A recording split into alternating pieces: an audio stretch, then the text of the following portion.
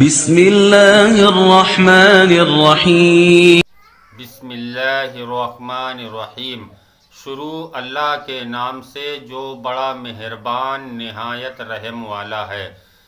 الحمدللہ رب العالمین، سبھی تعریفیں اللہ کے لیے ہیں۔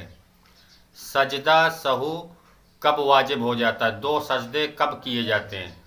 جب نماز میں کوئی واجب چھوٹ جائے تو 2 سجدے سہو کرے جاتے ہیں۔ وہ 2 سجدے سہو کیسے کرے جاتے ہیں کہ سلام پھیرنے سے پہلے یعنی اتحیات پڑھنے کے بعد آپ کو ایک طرف سلام پھیرنا ہے، پھر 2 سجدے کیے جائیں گے اور 2 سجدے کرنے کے بعد میں پھر اتحیات پڑھ کے پھر درود ابراہیم اور دعا پڑھ کے پھر سلام پھیرا جائے گا۔ تو سجدہ سہو ایسے کرا جاتا ہے۔ اور سجدہ سہو کرا کب جاتا ہے؟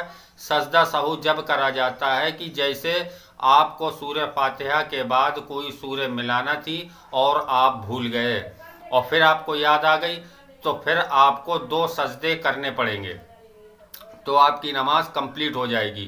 یا تو آپ کو اتحیات پڑھنا تھی، آپ اتحیات بھول گئے تو آپ کو 2 سجدے کرنا پڑیں گے۔